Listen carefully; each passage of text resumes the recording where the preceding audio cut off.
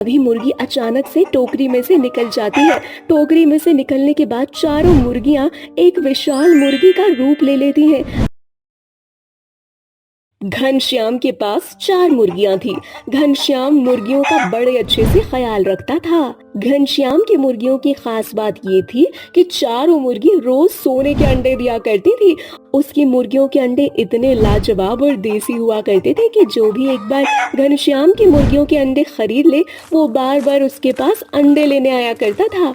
ऐसे ही एक बार की बात है, घनश्याम मार्केट में अंडे बेच रहा होता है।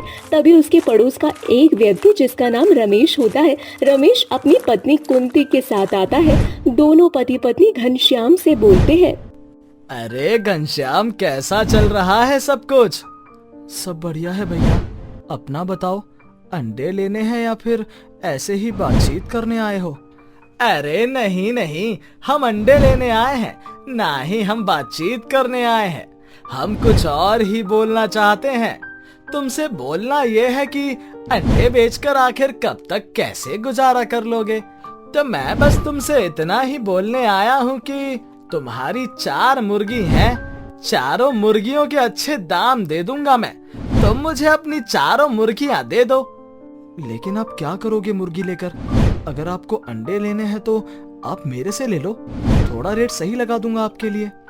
अरे नहीं भाई, वो क्या है ना कि हमारे कुछ अच्छे अच्छे रिश्तेदार आने वाले हैं। घर पर बड़े वीआईपी लोग हैं और हम चाहते हैं कि तुम्हारी मुर्गियों के अंडे इतने अच्छे और देसी होते हैं तो इनका मीट कितना ज्यादा अच्छा होगा। इसलिए हम अपने रिश्तेदारों को तुम्हारी मुर्गियों का मीट खिलाना चाहते हैं।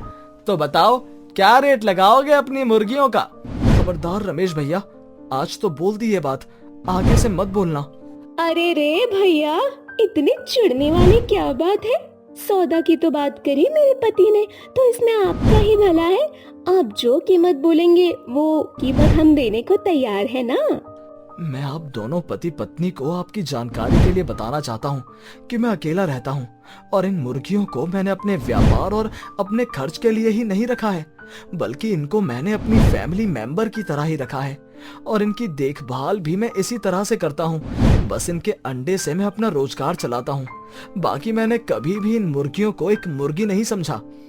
अरे घनश्याम, वास्तविकता में जियो, क्या फिल्मी डायलॉग मार रहे हो? ये मुर्गी है मुर्गी, तुम्हारी बीवी, तुम्हारी बेटी या फिर तुम्हारी बहन नहीं है। देखो, मेरे ग्राहक आने का समय हो चुका है, ग्राहकों ने भीड़ लगा रखी है, तो कृपया करके आप दोनों यहाँ से चले जाएं।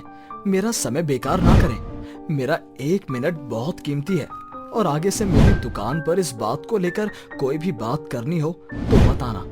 आपके आगे हाथ जोड़कर विनती करता हूँ। घनश्याम अपने बाकी के ग्राहकों के सामने रमेश और उसकी पत्नी को ऐसे शब्द बोल देता है जिसके बाद रमेश और कुंती को अपनी बेइज्जती सी महसूस होती है। वो दोनों पति पत्नी वहाँ से निकल जाते हैं और रास्ते में बातें करते हुए कहते हैं, देखना, ज्यादा दिन नहीं चलेगा इसका ये बिजनेस। इसकी मुर्गियों को तो कब्जा करके ही रहूंगा। हाँ, आखिर इतनी बेइज्जती की है हमारी सबके सामने। ऐसे ही कुछ दिन बीत जाते हैं। एक रात घनश्याम अपनी मुर्गियों को एक छोटे से मुर्गी घर में रखकर आराम कर रहा होता है। आराम करते करते उसकी आंख लग जाती है और वो सो जाता है। तभी रमेश और उसकी पत्नी कुंती मौका देखकर घनश्याम की मुर्गी को चुराने के लिए आते हैं। घनश्याम, रमेश और कुंती वो सब इस बात से अनजान थे कि वो चारों मुर्गियां एक जादुई मुर्गियां हैं। जैसे ही रमेश उन मुर्गियों को चुराने की कोशिश करता है, मुर्गियां वहां से गायब हो जाती हैं। मुर्गियों को पकड़ते पकड़ते सुबह के 4 बज जाते हैं। तभी उसकी पत्नी रमेश से बोलती है, अरे सुबह के 4 बज चुके हैं लेकिन अब तक हमने एक भी मुर्गी नहीं पकड़ी। अभी चलते हैं यहाँ से। घनश्याम की आंख खुल गई तो गजब हो जाएगा। इन मुर्गियों को तो बाद में देख लेंगे। हाँ हाँ, तुम बिल्कुल सही कहती हो। घनश्याम की मुर्गी घनश्याम की तरह ही ढीठ है। ऐसे ही कुछ समय बीतता है। रमेश और कुंती दोनों की नजर घनश्याम की मुर्गियों पर होती है। ऐसे ही एक बार की बात है, घनश्याम अपने घर में खाना बना रहा होता है। तभी रमेश और कुंती मौका देखकर घनश्याम के घर में आग लगा देते हैं। घनश्याम घबरा जाता है और वो अपनी मुर्गियों को बचाने के लिए सभी मुर्गियों को पकड़ने की कोशिश करता है, लेकिन अफरा तफरी के चक्कर में रमेश और कुंती को मौका मिल जाता है घनश्याम की मुर्गियां चुराने का। घनश्याम की चारों मुर्गियों को चुराकर वो एक टोकरी में रखकर ऊपर से दूसरा टोकरा रखकर ढककर वहां से भाग रहे होते हैं। तभी घनश्याम की नजर रमेश और कुंती पर पड़ जाती है। रमेश का घर आधे से ज्यादा जल चुका है। रमेश अपने और अपने घर की चिंता ना करके मुर्गियों को बचाने के लिए रमेश और कुंती के पीछे भागने लगता है। तभी मुर्गी अचानक से टोकरी में से निकल जाती है। टोकरी में से निकलने के बाद चारों मुर्गियां एक विशाल मुर्गी का रूप ले लेती हैं। ये देखकर घनश्याम और कुंती घबरा जाते हैं। तभी मुर्गी बोलती है, दुष्ट, तुम्हें क्या लगा कि तुम हमें चुरा कर ले जाओगे और तुम मेरा फायदा उठा पाओगे? कभी नहीं। मैं एक जादुई मुर्गी हूँ, जादुई विशाल मुर्गी, और मैं सिर्फ उन्हीं लोगों के साथ रहती हूँ जिनका मन साफ हो। तुम दोनों पति पत्नी एक नंबर के कपटी इंसान हो। क्या तुम जादुई मुर्गी हो? हाँ, और मैं तुम्हें अपना जादू दिखाती हूँ। अभी जो तुमने किया उसकी सजा तुम्हें जरूर मिलेगी। मैं तुम्हें एक बेकार गंदा कंकड़ पत्थर बना दूंगी। लोग तुम्हें पैरों से यहाँ वहाँ मारते हुए चलेंगे। यही तुम्हारी किए की सजा है। दोनों पति पत्नी मुर्गी से माफी मांगते हैं, लेकिन मुर्गी उन्हें माफ नहीं करती और उन दोनों को कंकड़ पत्थर बनाकर हमेशा के लिए वहां से चली जाती है। घनश्याम ये सारा नजारा देख रहा होता है। तभी मुर्गी घनश्याम से बोलती है, घनश्याम, तुम्हें चिंता करने की कोई जरूरत नहीं। मैं जानती हूँ तुम्हारा पूरा घर जल चुका है। मैं एक विशाल मुर्गी जादुई घर हूँ।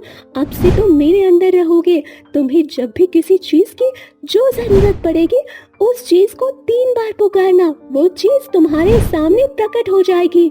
अब से तुम यहीं रहोगे, लेकिन कभी भी किसी चीज का गलत उपयोग मत करना। तुम जैसे थे वैसे ही रहना। घनश्याम मुर्गी के घर के अंदर रहने लगता है। मुर्गी के घर में रहने के बाद भी घनश्याम ईमानदारी से ही अपना जीवन जी रहा होता है। जब भी किसी चीज की जरूरत पड़ती वो 3 बार उसे पुकारता और वो चीज सामने प्रकट हो जाती।